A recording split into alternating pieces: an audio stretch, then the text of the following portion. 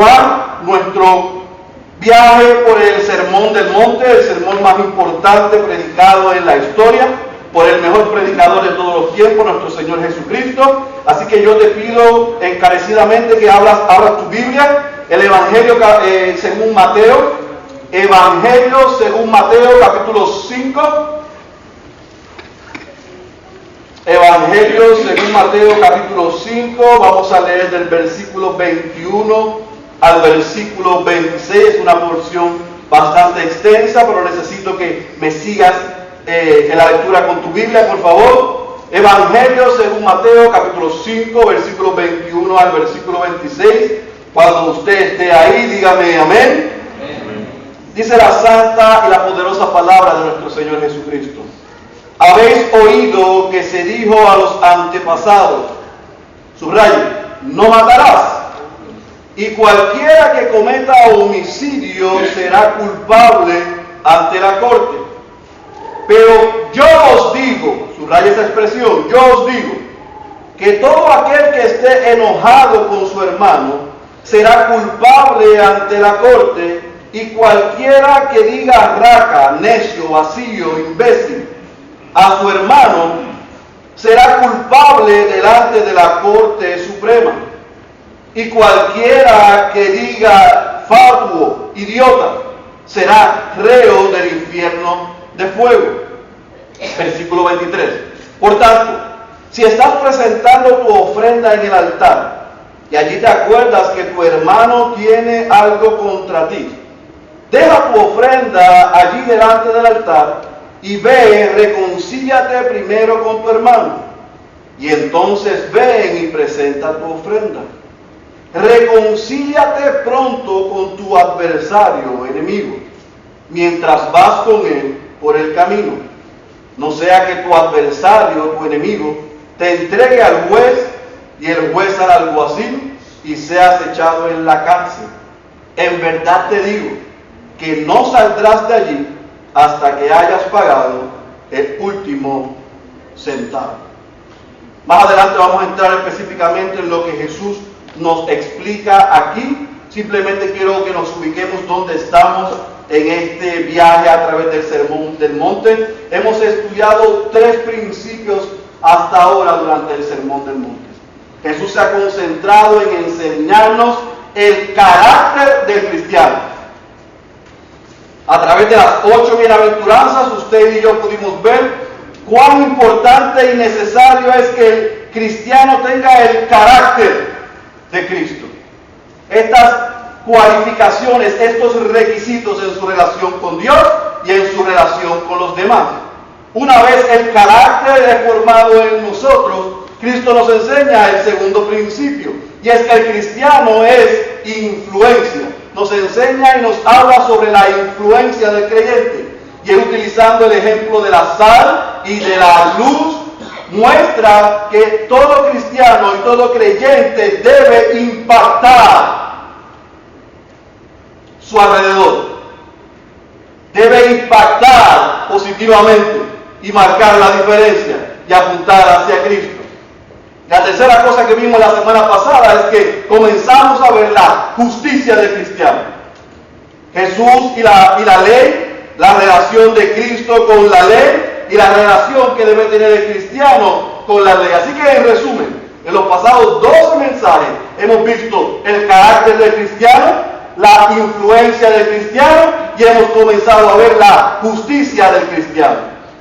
Y fui bien enfático, cuidadoso, hice mi mayor esfuerzo en el poco tiempo que tenía, de que usted y yo pudiésemos entender que Jesús, ahí en el versículo 17 al versículo 20, en el capítulo 5 del Evangelio según Mateo, se enfocaba en enseñarle a aquellos discípulos y a aquella multitud que Él vino a cumplir con la ley. Él no vino a derrobarla, Él no vino a destruirla, Él vino a cumplirla. Algunas cosas se comenzaron a cumplir desde el día en que nació, hasta el día que murió, hasta el día que resucitó, y otras se cumplirán cuando Él regrese. Pero Jesús enseñó que parte de la ley, nada de lo ceremonia, nada de lo civil, pero sí de lo moral, cada creyente lo debe vivir. Y lo debe vivir, cumplir y hacer con los motivos correctos. Jesús le enseñó a sus discípulos, a sus seguidores y a usted, a mí, que nosotros debemos cumplir la ley moral. Porque es lo que Dios espera de nosotros y porque esa ley moral fue establecida por Dios para que hubiese orden.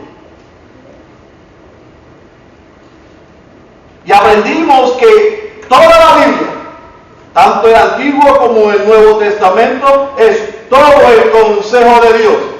Es la palabra de Dios. Tanto lo que está escrito en el Antiguo Testamento y en el Nuevo Testamento tienen un protagonista, el mismo, es Cristo. Y Cristo con su vida lo que hace es que entrelaza esos dos tomos para hablar de Él. Por lo tanto, todo creyente debe considerar el Antiguo Testamento como la palabra de Dios. Ahora, cuando Jesús en aquella época comienza a explicar su relación con la ley, lo hace simple y llanamente porque aquellos escribas, aquellos fariseos, habían tomado la ley y le habían dado la interpretación que ellos querían. ¿Y qué pasaba con el pueblo? Que el pueblo muchas veces no sabía lo que era ley y lo que era interpretación. Lo que tenían era una idea errada, mezclada. Así que Jesús, cuando viene, lo primero que establece es: yo no la vengo a destruir, yo la vengo a cumplir. Y déjenme de paso explicarles a ustedes qué es lo que dicen algunos mandamientos que los escribas y los fariseos han torcido. ¿Por qué? Porque los escribas y los fariseos tomaban algunos de esos mandamientos y los ampliaban y exageraban y ponían yugo y carga sobre el pueblo, y en otros mandamientos los minimizaban, los hacían bien liberales. Así que Cristo comienza a enseñar el principio de: yo no lo vengo a cancelar, yo no lo vengo a destruir. Esas son palabras de Dios, esas son instrucciones que Dios dejó. Yo lo que vengo es a explicarle el espíritu de la ley. Déjenme corregirlos para que ustedes puedan entender la interpretación correcta, el sentido correcto y la dirección correcta, porque estos hombres van por mal camino y los llevan por mal camino. Jesús no estaba desafiando la ley que Dios había dado a Moisés, porque era dada por Dios. Jesús lo que estaba viniendo a hacer era explicarla, a darle la interpretación correcta. Y desde hoy y por el resto del capítulo 5, usted va a ver que él explica 6 mandamientos, 6 ordenanzas que estaban en la ley.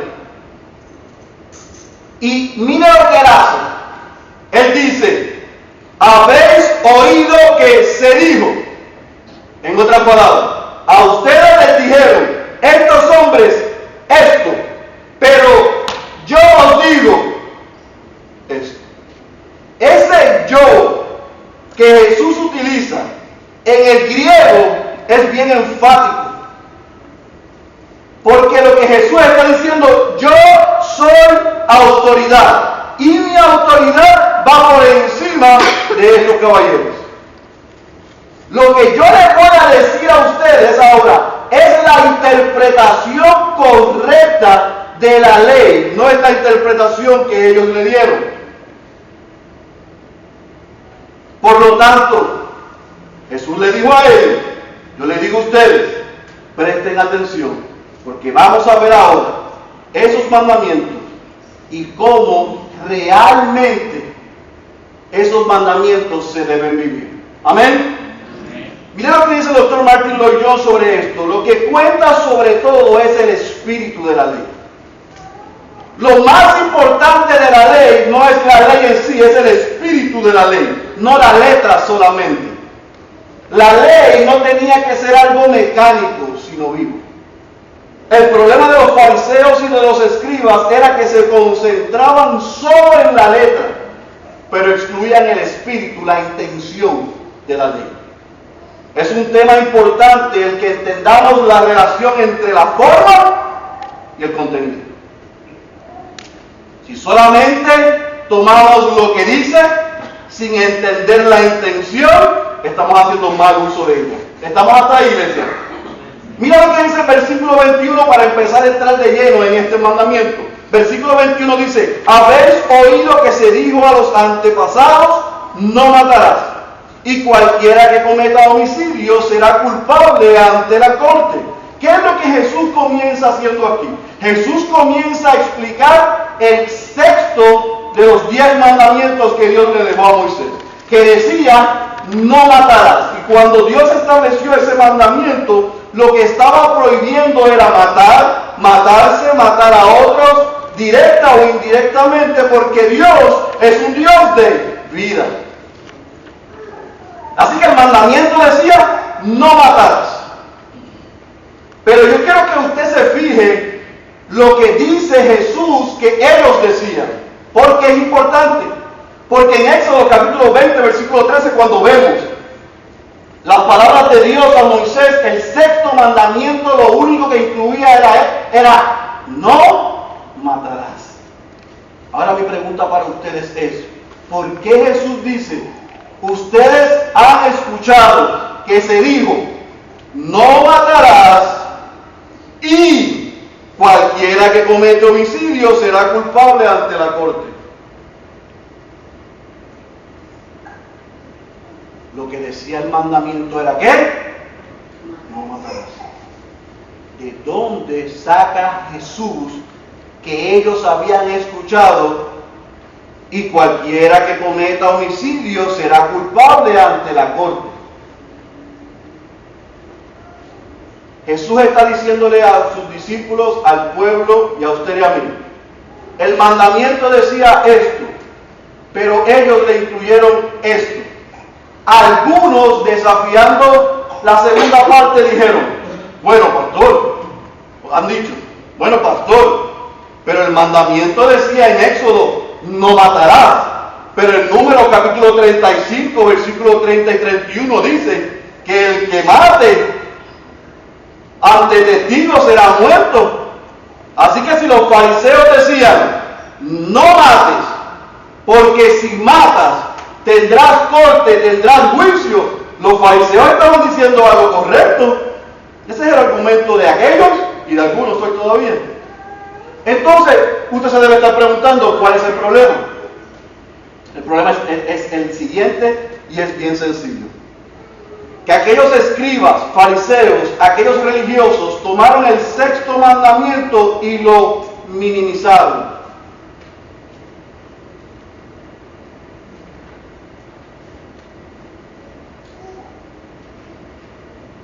Porque tomaron el mandamiento y dijeron, Dios dijo que el que mate, en otras palabras, el que cometa homicidio, el que derrame sangre humana, solamente el que haga eso tendrá castigo ante los hombres. Eso fue lo que ellos dijeron. Tomaron el no matarás y concluyeron que el que derrame sangre humana tendrá juicio humano. Espera un momento. Ese no es el espíritu de la ley. Ellos tomaron la acción y la consecuencia y la minimizaron. Jesús dice, no solamente es matar y no solamente tienes juicio humano, es más que una acción externa y que un castigo ante los hombres. Hay un problema interno y hay un juicio divino. ¿Está conmigo? ¿Me sigue? Ellos tomaron el no matarás, lo ampliaron, añadieron cargas y gravámenes y lo circunscribieron a el que mate, derrame sangre humana, va a tener juicio humano. Jesús dice, un momento, es más que homicidio. Mira lo que dice el versículo 22. Es más que homicidio. Pero yo os digo que todo aquel que esté enojado con su hermano, aquí es que se puso la cosa buena, será culpable ante la corte. Y esa corte no es corte humana, porque a nadie le puede dar un ticket ni meterlo preso por enojarse con la esposa. Así que la corte que está hablando Jesús aquí es humana. Y cualquiera que diga raca, necio, vacío, imbécil a su hermano, será culpable delante de la Corte Suprema, y no era el Sanedrín. Y cualquiera que diga idiota, fatuo, será reo, preso del infierno de fuego. Espérate, yo me imagino la cara de aquello, pero sí, lo que a nosotros nos dijeron es que el mandamiento dice que el que derrame sangre humana tendrá juicio humano. ¿Qué es lo que tú quieres decir? Jesús dice, ellos te dijeron eso, pero yo, autor de la ley, Dios hecho hombre, te voy a explicar la intención y el motivo de la ley para que la entiendas correctamente. Y no solamente te la voy a explicar y darle el significado correcto, sino que te la voy a enseñar a aplicar. Y entonces Jesús apunta sus cañones y dice, el problema no es un problema externo, el problema es un problema en el corazón. Si en el interior hay pensamientos, intenciones y palabras de enojo, de odio, de ira, de amargura, de desprecio, de burla, de deseo de muerte, es tan y peor como el homicidio.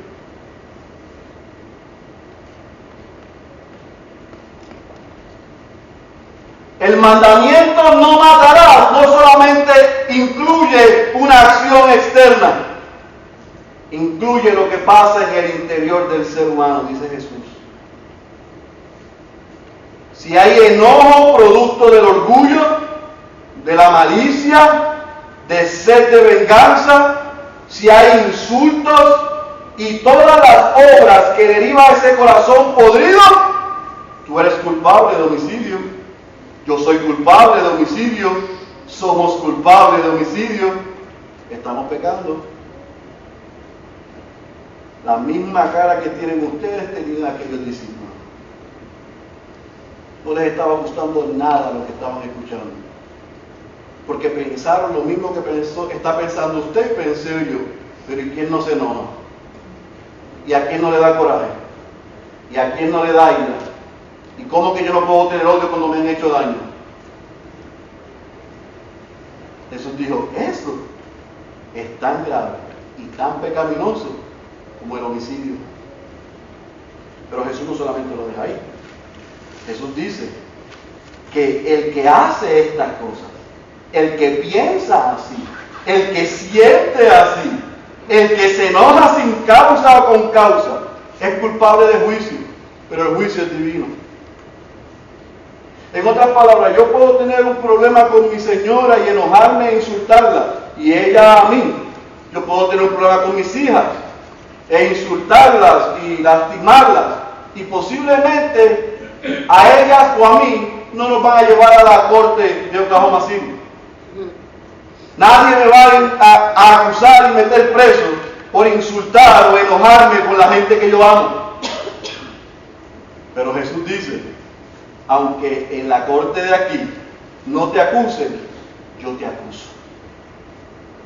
Eso es pecado. Eso está mal. Eso va en contra de lo que yo establezco. Eso es tan pecaminoso como la acción de derramar sangre humana. Jesús no solamente amplía la acción, sino que amplía el castigo. Jesús no solamente explica la acción, sino que también explica el castigo. Jesús no solamente le da el verdadero significado al mandamiento, sino que le da el verdadero significado al castigo, a la consecuencia.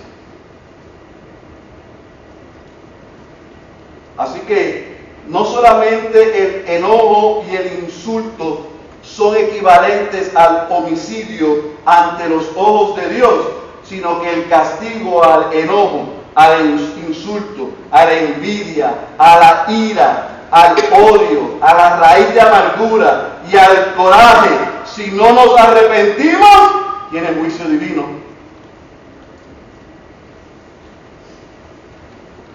Esto cambia el juego. Ahora no se pueden llamar cristianos aquellos que pretenden tener una relación saludable con Dios, pero no tienen una relación saludable con el que le rodea. Aquellos que adoran a Dios, pero apuñalan a su hermano con sus palabras. El pastor y teólogo John Stott dice: pensamientos de enojo y palabras insultantes nunca pueden llevar al acto final de asesinato. Sin embargo, son equivalentes al asesinato ante los ojos de Dios. Como el apóstol Juan diría más y escribiría más adelante: todo aquel que aborrece a su hermano, todo aquel que aborrece a su hermano es homicida. ¿Dónde habrá escuchado el apóstol Juan eso? El enojo y el insulto son síntomas horribles del deseo de deshacerse de alguien que se interpone en nuestro camino.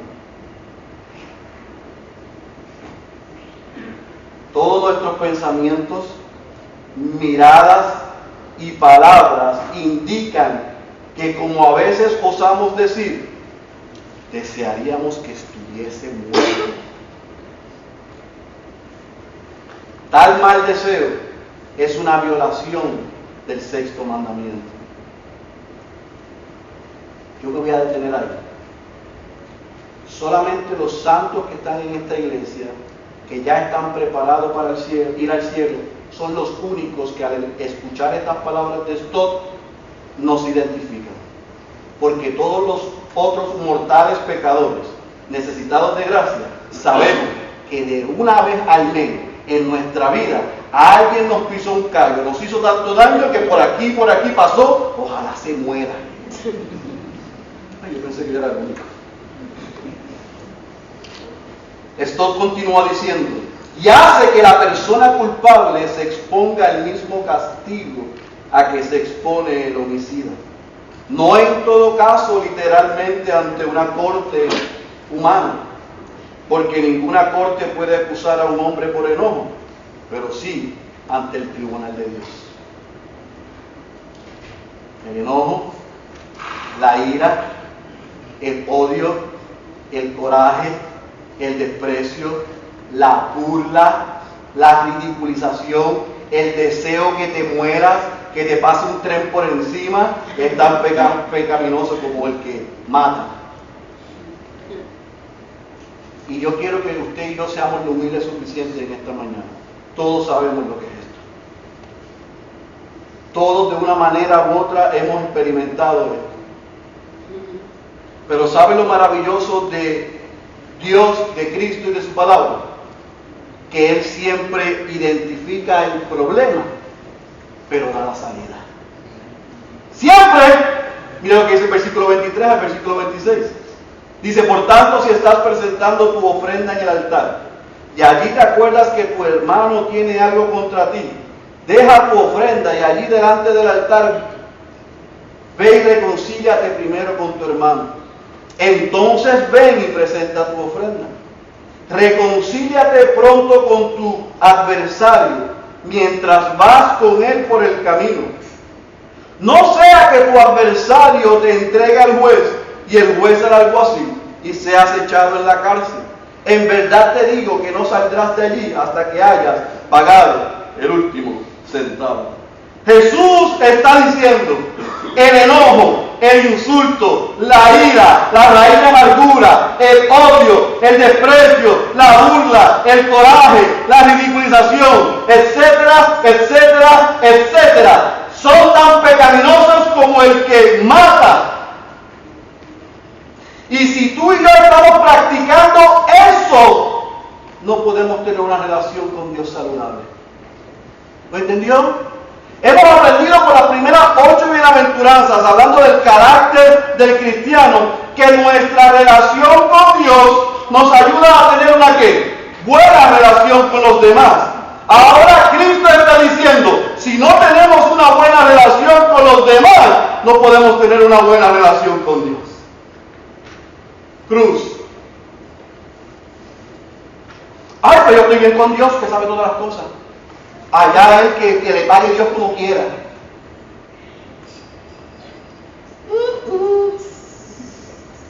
Tú y yo no podemos tener una relación saludable con Dios si no tenemos una relación saludable con los que nos rodean. Mira lo que hace Jesús. Divide esto en dos. Le dice, yo les estoy diciendo que el enojo y el insulto es igual que el pecado de homicidio, pero yo no los voy a dejar sintiéndose culpables como hacen los escribas y los fariseos. Yo les voy a explicar cómo salir de ahí. Y les da los ejemplos. Primero le dice, si tú creyente, si tú cristiano, estás en la iglesia, en el templo en aquella época, e ibas a presentar ofrenda a Dios, y allí en el templo te acuerdas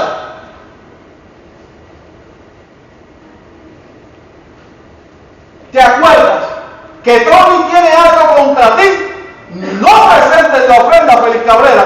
Tú suelta la ofrenda en el templo y en el altar y ve corriendo a donde Tony y resuelve eso. Y cuando lo resuelvas, entonces regresa y da la ofrenda. Ese es el primer ejemplo. Cristianos con problemas con cristianos, resuélvanlo antes de presentar adoración a Dios. No solamente lo deja ahí. Ahora dice, cristianos, si también tienen deudas, problemas con su adversario, con su enemigo, si algo han hecho y le deben a alguien, vayan y resuélvanlo rápido. No vaya a ser que terminemos con el castigo, haciendo el ridículo y dañando el testimonio. Por lo tanto, sea que tú y yo tengamos problemas con un hermano en la fe, o con alguien que nos ha hecho daño, o nosotros le debemos, Cristo dice, tú no puedes tener una relación conmigo y con Dios si no resuelves eso primero.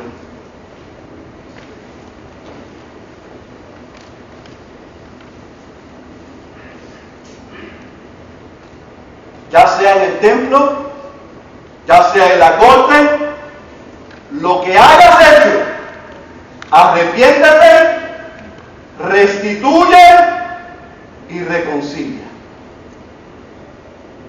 Ya que te hayan hecho o que tú hayas hecho, arrepiéntete, restituye y reconcilia. De no hacerlo, tú y yo estamos en deuda con Dios, tenemos problemas con Dios y estamos pecando contra Él. Entonces, ¿cómo yo puedo tomar esos 5 versículos que Jesús enseña en el Sermón del Monte y aplicarlos a mi diario vivir hoy como creyente? Sencillo, aceptando que tú y yo somos fariseos, aceptando que tú y yo somos como los escribas, aceptando que tú y yo pensamos como ellos. Aquí hay gente, y habemos gente, que quizás hemos pensado hasta el día de hoy, ay, pero si yo no soy una persona mala porque yo no he matado a nadie,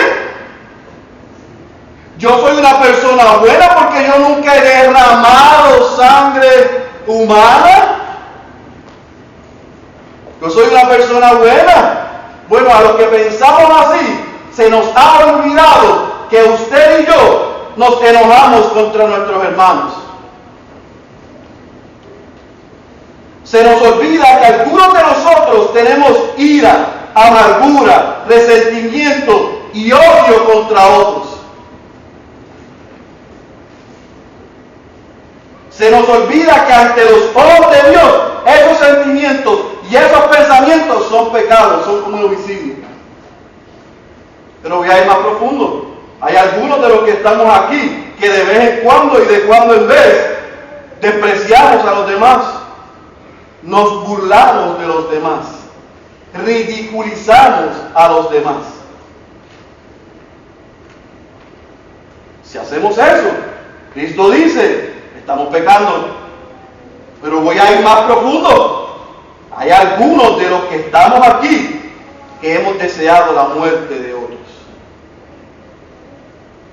Hemos deseado a aquella gente que nos marcó y nos hizo daño.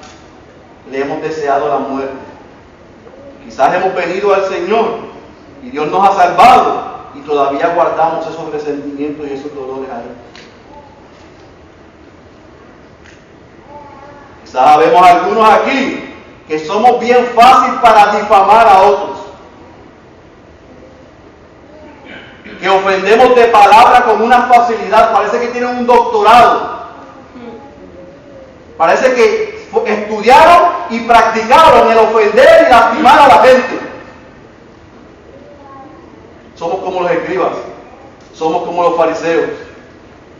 Porque pensamos y vemos el pecado de todos, pero se nos hace difícil ver el pecado nuestro.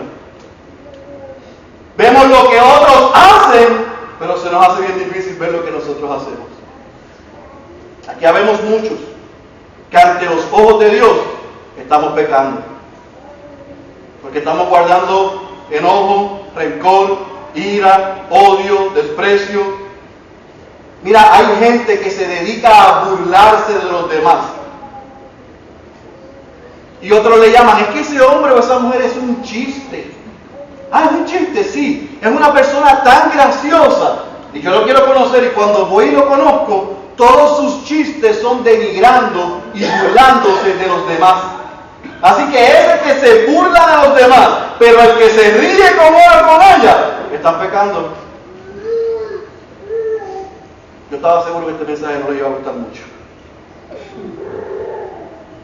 Aquel que le desee mal a otro, está pecando. Aquel que difame o que ofenda a otros, está pecando. Así que este mensaje es para usted y para mí si somos creyentes. Pero yo quiero decirle lo mismo que le dijo Jesús. Porque este sermón del monte es tan maravilloso que no solamente nos enseña el carácter del cristiano, no solamente nos enseña la influencia del cristiano, sino que también nos enseña cómo vivir los unos con los otros. Y esto es lo que yo quiero que tú te lleves en esta mañana.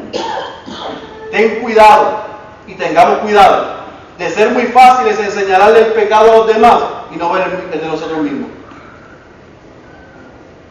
Ten cuidado de decir, aquel hace esto mal y no, nosotros hacemos esto mal. O yo hago esto mal.